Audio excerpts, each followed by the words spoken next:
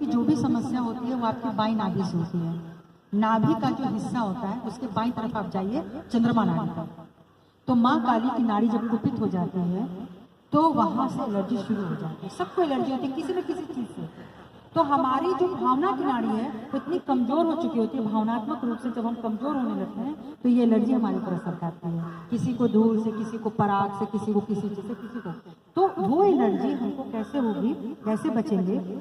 अगर आपको लीवर की कोई दिक्कत नहीं है, अगर आपको किडनी की कोई दिक्कत नहीं है, तो अग्नि क्रिया कैसे करते हैं वो आप यहाँ पूछ सकती हैं। नहीं तो बताने के लिए हम लोग अभी बता के चले जाएंगे, ठीक है? जैसे जब भी आप ध्यान करने बैठे, एक माँ के आगे आपने कोई दीपक रखना है या मोमबत्ती रखनी है, एक अपने बगल में रखना है, कपड़े को बचा के, एक पीछे रखना है। और अब माता रानी का ध्यान करिए कि माँ श्री महाकाली स्वरूप में आप मेरे भीतर उस शक्ति को जागृत कर दीजिए। और जो भी एलर्जी है, जो मेरे बाईं तरफ में, बाईं नाभि परिवार की सोच है। जब परिवार से हमको कोई तकलीफ होती है, असंतुष्टि होती है, तो एलर्जी बन के ही आती है। तो परिवार से हमको सुख होना है तो क्या होना है? जो भी लोग हैं सबको क्षमा करिए और सबको प्रेम कीजिए। प्रेम करना हमारे हाथ में है, हम प्रेम कर सकते हैं ना, वो करना हमारे हाथ में है। जो जिसके लायक हम उसका सेवा सम्मान कर दें, लेकिन अपने आप को बचाना है। तो बाईं नाभि आप तीन तरफ से ध्यान करेंगे ना, ये तो अभी चलिए एक बार की बात है। आगे और क्या करना है धीरे धीरे आएगा, उससे बहुत शक्ति मिलेगी। एक बार ध्यान करके देखिएगा, गैस भी अगर रहती है ना तो अग्नि से निकल जाती है। और कुछ पूछना किसी को? पैरों में ना सीत रोटी लगती है, उसमें उंगलियां फूल जाती हैं और जलन होती है बिजली।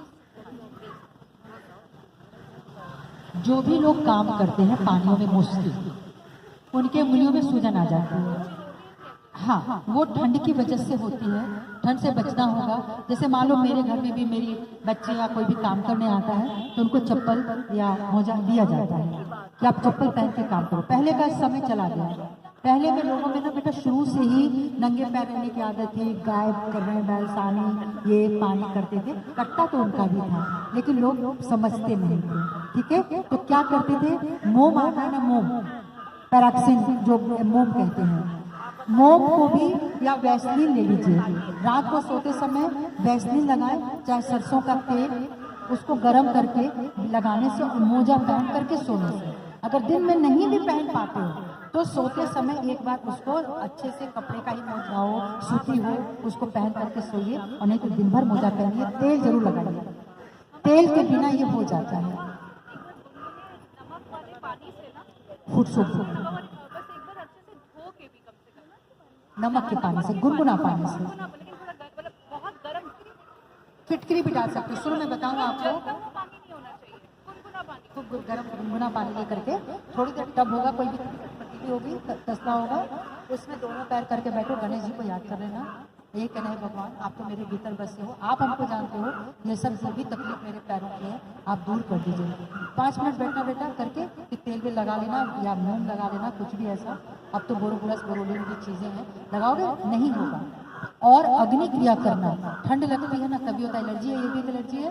तो जैसा आपने अभी माँ को बताया, 3 मोमबत्तियां सामने रखोगे, माँ की फोटो सामने रहेगी, उन्हीं से शक्ति मिलेगी। सामने रख के 3 मोमबत्तियों में बायां हाथ ऐसे खोलेंगे और दाहिने हाथ को बाईं तरफ नाभि पर रखेंगे और माँ से प्रार्थना करेंगे, माँ मेरे शरीर की एलर्जी दूर कर दीजिए। तब देखना कैसे दूर होती है। कि जो भी समस्या होती है वो आपकी बाईं नाभि से होती है। नाभि का जो हिस्सा होता है उसके बाईं तरफ आप जाइए, चंद्रमा नाड़ी पर। तो माँ काली की नाड़ी जब कुपित हो जाती है तो वहां से एलर्जी शुरू हो जाती है। सबको एलर्जी होती है किसी न किसी चीज से। तो हमारी जो भावना की नाड़ी है वो इतनी कमजोर हो चुकी होती है, भावनात्मक रूप से जब हम कमजोर होने लगते हैं तो ये एलर्जी हमारे ऊपर असर करती है। किसी को दूर से, किसी को पराग से, किसी को किसी चीज से, किसी को। तो वो एलर्जी हमको कैसे होगी, कैसे बचेंगे? अगर आपको लीवर की कोई दिक्कत नहीं है, अगर आपको किडनी की कोई दिक्कत नहीं है, तो अग्नि क्रिया कैसे करते हैं वो आप यहाँ पूछ सकती हैं। नहीं तो बताने के लिए हम लोग अभी बता के चले जाएंगे, ठीक है? जैसे जब भी आप ध्यान करने बैठे, एक माँ के आगे आपने कोई दीपक रखना है या मोमबत्ती रखनी है, एक अपने बगल में रखना है, कपड़े को बचा के, एक पीछे रखना है। और अब माता रानी का ध्यान करिए कि माँ श्री महाकाली स्वरूप में आप मेरे भीतर उस शक्ति को जागृत कर दीजिए। और जो भी एलर्जी है, जो मेरे बाईं तरफ में, बाईं नाभि परिवार की सोच है, जब परिवार से हमको कोई तकलीफ होती है, असंतुष्टि होती है, तो एलर्जी बन के ही आती है।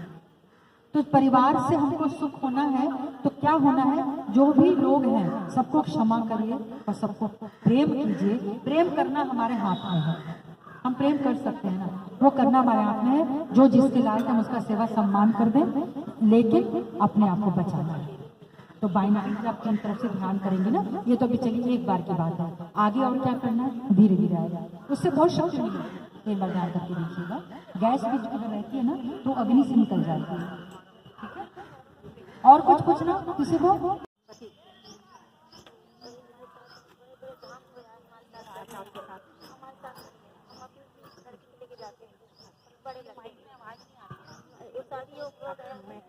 शादी योग हो गया, उसके साथ अगर जाते हैं हमारे पति हमारे साथ नहीं जाते हैं, बात मानते हैं और रुपये सब देते हैं, सिर्फ बात नहीं मानते।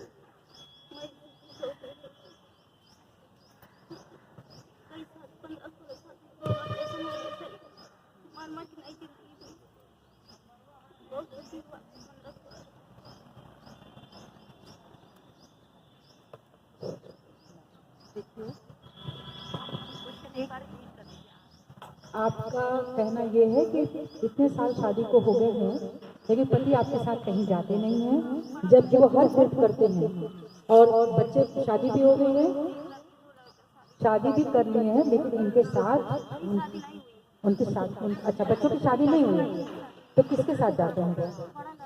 बड़े लड़के के साथ चले जाते हैं, इनको लेकर नहीं जाते हैं। अच्छा, अब आप एक जवाब दे रहे हैं। आज आपको पता है कि आपको कितना बड़ा तीर्थ मिला है? आपको पता है? तो ये इतने बड़े तीर्थ में आप आए हैं ना कि अगर आज शायद आप पहाड़ की खो में भी होते तो शायद ये देवी आपको नहीं मिलती, विश्वास कीजिए।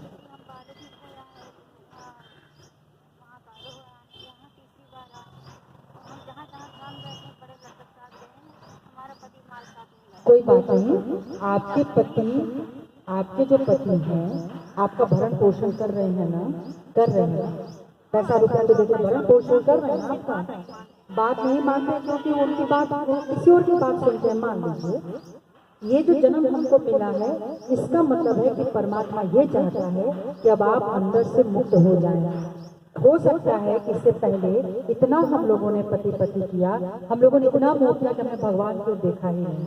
ठीक है, अब भगवान की ओर देखने का समय है। आप विश्वास कीजिए, जब आप शांत हो जाएंगी, जब आप देवी को प्राप्त कर लेंगी और ध्यान लगाना सीखेंगी, वो स्वयं आपसे आके बात करेंगे, क्योंकि वो तरस जाएंगे जब आप में परिवर्तन होगा और वो उनको दिखेगा, उनको दिखेगा। जैसे ही आप में परिवर्तन होगा वो आपसे बात करेंगे। ठीक है, बस आप आए और श्री माता जी की फोटो आपके पास है, फोटो है, आप पढ़िए नहीं, आप मत पढ़िए। हाँ, पूजा करती है ना, बस आप श्री माता से रोज इतना ही प्रार्थना करिए कि हे माँ मुझे अपने प्यार में उतार दीजिए। हम समझ गए, कुछ सोचते होंगे, कुछ तो होगा, कुछ होगा। अब देखिए, एक व्यक्ति की बात सुन करके कोई निर्णय नहीं लिया जा सकता। अगर उनको आज बुला दें नहीं आएंगे, वो यहाँ जल्दी नहीं आएंगे, लेकिन आप आई हैं क्योंकि आप इतने दुखी थी, इसलिए माने आप ही के प्रति करुणा रखी। वो भले दुनिया पर घूम लेंगे पर करुणा आपको मिली है, ये जान लीजिए। ठीक है, तो वो देवी की करुणा है जो आपको मिली है, आपके घर तक आ गई है। वो आप एकदम इनसे निष्ठा, इनसे प्यार कीजिए। जिन भी देवी को आप याद करेंगे वो उसी स्वरूप में आपको दर्शन देंगे। आप देखिएगा, आने वाला समय बताएगा। ठीक है ना, तो अब आपकी रोना जो है आँख से आंसू बंद। माँ बोलेंगी तुम एक आत्मा हो, तुम ही पति हो, पत्नी हो, भाई हो, बेटा हो, पुत्र हो, पुत्री हो, सब तुम में ही है। तो जब उस आनंद में आप चले जाओगे ना, आप देखना सबके साथ नाचोगे, गाओगे, किसी की परवाह नहीं होगी। माता रानी कल्याण करेगी। हमारी आवाज गजब की बंद हो गई थी, भाभी है वो बताए तो हमारी गजब की आवाज माता जी की ठीक है।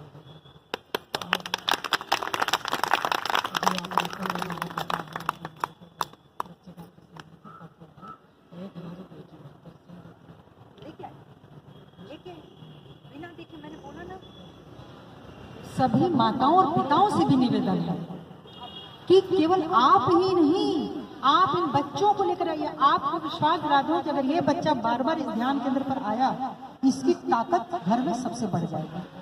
पढ़ाई में मन, शरीर में स्थिरता, गलत लोगों की संगत नहीं होगी और कोई आपका दुरुपयोग नहीं करेगा। सबसे बड़ी बात, बच्चों, अगर आपने सहयोग कुंडलिनी को अपने सहस्त्रार पर रखा, कोई गलत व्यक्ति आपके साथ दुर्व्यवहार नहीं कर सकता है। अगर आप न चाहें तो कोई आपको छू नहीं सकता।